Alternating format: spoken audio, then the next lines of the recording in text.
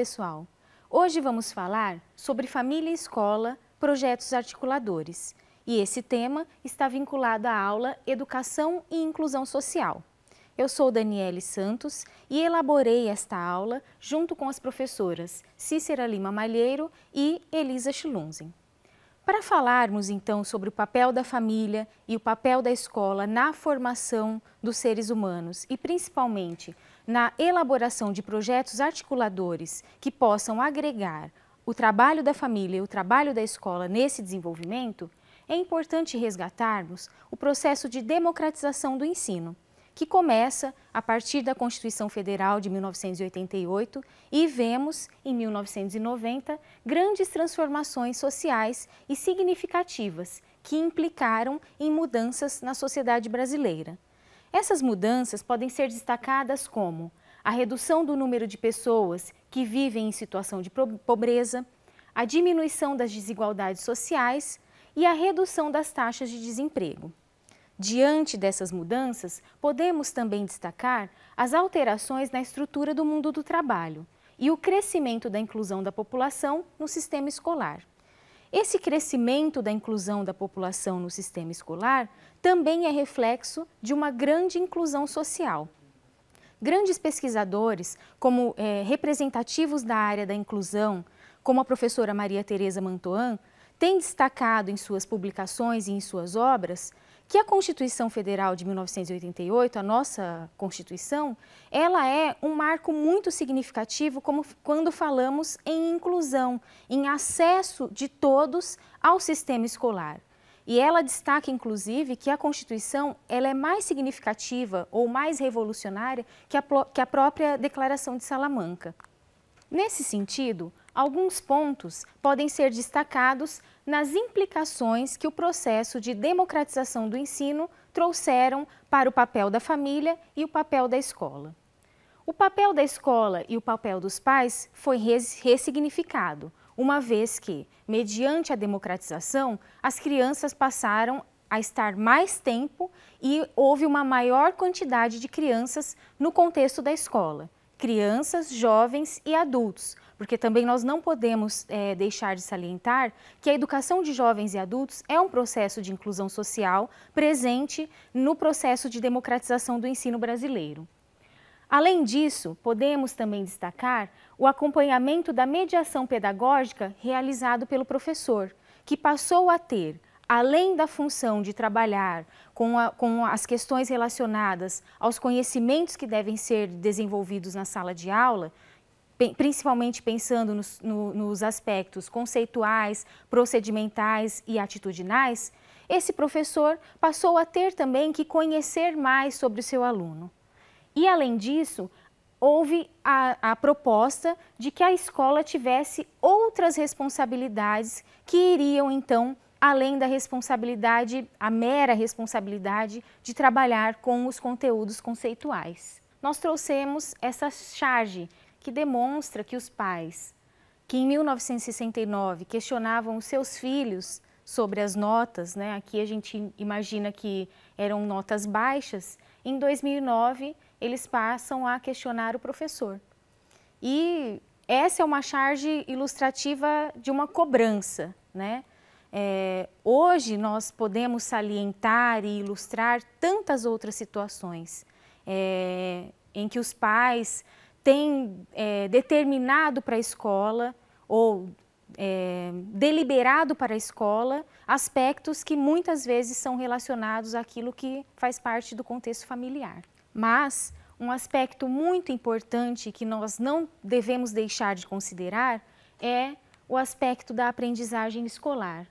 A aprendizagem escolar é um processo multidimensional que tem a ver com o sujeito, é o próprio sujeito que regula a sua aprendizagem, porém, essa aprendizagem ela é ligada às questões próprias ao sujeito, próprias à escola, mas também às variáveis extraescolares. E aí nós podemos destacar a origem e a família. E isso também interfere no desenvolvimento. Então, tudo aquilo que a criança, às vezes, operacionaliza dentro do contexto de sala de aula, com os colegas, com as relações que elas estabelecem com as pessoas, tem a ver não somente com aquilo que acontece dentro da escola, mas tem a ver também com as propostas e com as respostas que ela vivencia no contexto de casa, né? A gente eu trabalho com pedagogia há quase 15 anos, eu me formei em 2003. Em todas as observações, em todos os trabalhos que a gente realiza dentro do contexto da escola, a gente observa assim, alguns professores falando, olha, principalmente os professores dos anos iniciais, olha, aquela criança ela gosta de me imitar, ela gosta de observar muito, ela observa o meu cabelo, ela observa a minha vestimenta. Então isso acontece, só que o que a criança traz para dentro da sala de aula para fazer essas observações tem também muito a ver com o que ela vivencia na sua família, né? Então até as atitudes preconceituosas relacionadas à deficiência, raça, gênero, opção sexual, que ocorrem no contexto da escola, muitas vezes têm origem naquilo que a criança vivencia, na criança, adolescente, vivencia no seu contexto familiar. Por isso, escola e família não podem se eximir da responsabilidade de desenvolver esse estudante integralmente, de promover o seu desenvolvimento integral. E aí a gente pode observar que é importante e é possível que a escola agregue valores e possa então trazer as crianças, as famílias e toda a sociedade para o contexto da escola. Só que isso só é possível quando existe trabalho em equipe. E aqui nós destacamos que trabalhar em equipe significa seguir os mesmos princípios, os mesmos critérios, os mesmos objetivos e os mesmos valores. É impossível desenvolver um projeto articulador entre família e escola se a família falar uma língua e a escola falar uma outra língua. Os objetivos, principalmente relacionados à formação de valores, de morais e éticos das crianças que vão para a escola, têm que estar afinados pela família e pela escola. Por isso é importante que ambas tenham metas iguais. Só que metas iguais não significa que o que é feito com essa criança na família seja a mesma coisa que é feita na escola. Lembrando que a aprendizagem escolar ela está relacionada com os aspectos conceituais, procedimentais, atitudinais e factuais. Mas atitudes e procedimentos também fazem parte do contexto de casa, do contexto da família. Então essas coisas elas têm que estar afinadas, mas a gente não pode transferir, nem a escola pode transferir para a família o caráter de formalização de conceitos e nem a família pode transferir o caráter total de atitudes e valores para a escola. Tem que ter uma via de mão dupla, né? Tem que ter um diálogo entre esses dois âmbitos da formação humana. E aí a gente percebe que formar pessoas capazes de enfrentar a complexidade de situações que surgem na sociedade também só pode ser possível se existir um diálogo entre a família e a escola. E cada um, então, deve estabelecer as áreas em que pode contribuir para esse desenvolvimento. E isso também só pode ser promovido diante de um diálogo aberto e de um diálogo sadio, em que as corresponsabilidades sejam organizadas e vivenciadas por esses dois âmbitos. E aqui nós vemos, por exemplo, a mãe estudando, enfim, trazendo aspectos de estudo, até de acesso à tecnologia, junto com a filha. Em se tratando das responsabilidades inerentes à família, nós temos que pensar em alguns critérios que podem ser seguidos pela mesma. Primeiro, escolher a escola com base em critérios que permitam uma relação de confiança. Isso é muito importante, né? Imaginem um pai que tem um filho com deficiência física, pensando aí no aspecto de inclusão social. Ele precisa ter uma confiança mínima de que exista uma acessibilidade arquitetônica, uma acessibilidade atitudinal, para que essa criança tenha, então, mobilidade e autonomia dentro do contexto da escola. Então, esse é um critério fundamental para a escolha da escola. Perceber que existe acessibilidade não só arquitetônica, mas que as atitudes, que as formas de entender a deficiência física também estão presentes dentro da escola. E aí, então, a família opta por incluir o seu filho nesse contexto. Um segundo aspecto é dialogar com a criança sobre o que ela vivencia na escola. Esse também é um assunto bastante debatido nos últimos anos, né? Nós sabemos que, principalmente nas grandes capitais, muitas mães, pais, enfim, responsáveis pela criança, às vezes têm um restinho de noite para poder sentar, às vezes é só um jantar, enfim, é um momento muito específico do dia. Mas existem os finais de semana, existem outros momentos em que os pais podem se disponibilizar a questionar aos filhos. Olha, o que aconteceu? Houve alguma tarefa específica, algum trabalho que deveria ser vivenciado num outro contexto? Em que eu posso contribuir? Esse tipo de disponibilidade dos pais é muito importante e significativo. Cumprir as regras estabelecidas pela escola, isso é um fator primordial. Dar autonomia para que a criança resolva problemas, para que ela possa entender aquilo que ela vivencia no contexto da escola e primeiro ela tente resolver isso. E somente se não for possível resolver dentro do ambiente escolar, aí então a família entra, né, no processo. E manter um contato direto, sistemático com a escola, principalmente participando das reuniões, conhecendo os problemas da comunidade e auxiliando a escola naquilo que for preciso. No caso da viabilização, da inclusão ou escolarização dos estudantes público-alvo da educação especial, nós temos também que destacar alguns aspectos importantes. Os estudantes público-alvo da educação especial são estudantes que têm especificidades ou deficiências, ou transtornos globais do desenvolvimento, ou altas habilidades ou superdotação. Em decorrência desses fatores, principalmente pensando na deficiência ou nos transtornos globais do desenvolvimento, geralmente implicam na necessidade de estimulação precoce. Então, a criança ela tem todo um desenvolvimento psicomotor, biopsicomotor, que antecede aquilo que faz parte do contexto da escola. Por isso, a família tem que permitir uma estimulação precoce, tem que desenvolver essa estimulação precoce, procurando outros setores, buscando mesmo um trabalho intersetorial, para que essa criança, ao adentrar no contexto da escola, seja na educação infantil, seja na educação básica, ela possa já ter esses aspectos biopsicossociais um pouco definidos. E isso, com certeza, vai contribuir para o trabalho pedagógico que vai ser desenvolvido. Além disso, expressar para a criança a condição humana em todas as suas dimensões, deixar claras as suas características, deixar claro para ela, olha, se você é uma criança que é cega ou surda, no caso da surdez, a Libras, a língua brasileira de sinais, é a sua língua, então isso tem que ser desenvolvido.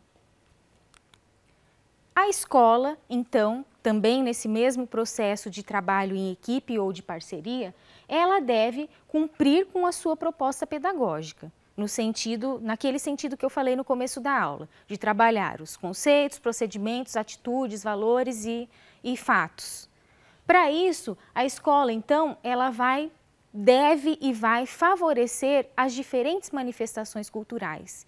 E um aspecto que é muito importante e relevante é que a escola ouça a família, né? Que ela permita que a família também traga as suas experiências para o seu contexto. Porque muitas vezes aquela família ou aqueles problemas que acontecem no entorno familiar ou da comunidade, eles não são compreendidos ou não são absorvidos pela escola. Então isso também é tão importante, tão relevante, quanto valorizar as diferentes manifestações culturais. No caso das suas competências, a escola então deve receber os pais, realizar reuniões periódicas, abrir as portas da escola, seja para quaisquer atividades que possam ser desenvolvidas, sejam atividades culturais, sejam atividades da comunidade ou desportivas, e manter o corpo docente e os recursos sempre atualizados. Isso é um aspecto fundamental. Nós temos as políticas públicas educacionais que viabilizam formação de professores, que viabilizam, por exemplo, a implementação de salas de recursos multifuncionais. Essas salas de recursos, elas vêm para trabalhar com aquilo que é próprio dos estudantes público-alvo da educação especial. Então, a escola pode se organizar para isso. Então, se ela tiver essa estrutura, necessariamente ela vai contribuir para o desenvolvimento dessas crianças. E no caso da viabilização da escolarização dos estudantes público-alvo da educação especial, é importante que a escola mantenha a família sempre informada sobre todos os avanços e retrocessos no desenvolvimento da criança. E quando a gente destaca retrocesso, é no sentido de, às vezes, uma determinada estratégia pedagógica que foi empreendida não obteve sucesso. Então, é preciso que alguém também interfira, que um outro profissional, e por isso a família precisa também estar ciente. Um outro aspecto relevante que nós podemos destacar é que a escola deve buscar meios para o diagnóstico da criança quando necessário. Então, vamos supor que a família não cumpriu com o seu papel de trabalhar com a estimulação precoce. O diagnóstico dentro da escola ele vai ser necessário. E por isso, então, a escola tem que buscar meios para viabilizar esse processo. E também promover espaços para o atendimento educacional especializado e acompanhamento multidisciplinar da criança. E aí nós podemos destacar o Programa Nacional de Implementação de Salas de Recursos Multifuncionais, que tem exatamente a ideia de disponibilizar uma sala com recursos específicos, com um professor especializado dentro da escola, para que ele possa fazer esse acompanhamento do estudante público-alvo da educação especial. Resumindo, então, todo esse contexto, podemos dizer que a família vai trabalhar com os aspectos da proteção, da socialização, das condições básicas e do plano social e afetivo da criança. E a escola vai trabalhar com os conteúdos, conhecimentos, com o ensino e a aprendizagem. Mas vejam que, embora tenhamos colocado esses 4 aspectos como coisas separadas, eles são complementares, né? Para que a criança aprenda, necessariamente ela tem que ter um plano social e afetivo, tem que ter condições básicas, e o conhecimento de como isso funciona de ambas as partes é essencial, aliás, é fundamental. E a família, então, vai ter um impacto significativo e uma forte influência no comportamento da criança, que aprende as diferentes formas de existir, de ver o mundo e construir as suas relações sociais com a família. A escola necessariamente vai ter a função de levar a criança ao domínio público, então de fazer isso, tirar a criança do domínio familiar e levá-la para o domínio público. Isso, pensando em inclusão social, é muito importante. E aí nós vemos a grande relevância e a importância de termos escolas, né? Há que se ter escolas para que as crianças possam conhecer outras pessoas, conhecer mundos diferentes dos mundos que elas vivenciam, conhecer as diferenças. E conhecer as diferenças é conhecer qualquer outra pessoa, uma pessoa com deficiência, uma pessoa surda. E isso é muito importante, porque aí quando eu convivo com as diferenças, começo a compreender que ser diferente é normal, que todos nós somos diferentes em algum aspecto. Isso é a escola que garante para os indivíduos.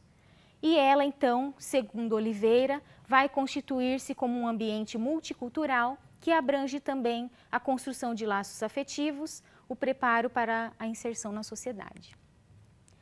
Por meio das redes de apoio, aí pensando já nessa ideia de projetos articuladores, as redes de apoio, ou seja, atingir um aspecto em que a família e a escola realmente dialoguem, pode superar o estresse, resolver conflitos, promover aspectos relacionados com a saúde, gerar políticas intersetoriais, então não só operacionalizar, mas gerar também, e restabelecer uma dinâmica familiar saudável. Além do convívio com as diferenças, o combate ao isolamento das pessoas com deficiência, a superação do preconceito social e da comunidade em relação a um ou todos os membros de uma determinada família, o fortalecimento do relacionamento intrafamiliar e a promoção de intervenções coletivas, que permitam então que nós possamos compreender que além do nosso mundo, além do nosso âmbito familiar, existem outras pessoas com outras necessidades, com outros valores e que é preciso então que esse conjunto de diferenças esteja presente no contexto da escola. É por isso que a escola tem que agregar a família. Por isso que a escola tem que realmente ouvir o que a família tem para trazer para o seu contexto. Em resumo, trouxemos essa citação de Dessen e Polônia de 2015 para que vocês possam refletir sobre todos esses aspectos. A família e a escola constituem os dois principais ambientes de desenvolvimento humano. É fundamental que sejam implementadas políticas que assegurem a aproximação entre os dois contextos, de maneira a reconhecer suas peculiaridades e também similaridades, sobretudo no tocante aos processos de desenvolvimento e aprendizagem, não só em relação ao estudante, mas também a todas as pessoas envolvidas. E se esses pressupostos ocorrerem, podemos dizer que escola mais família é igual sucesso.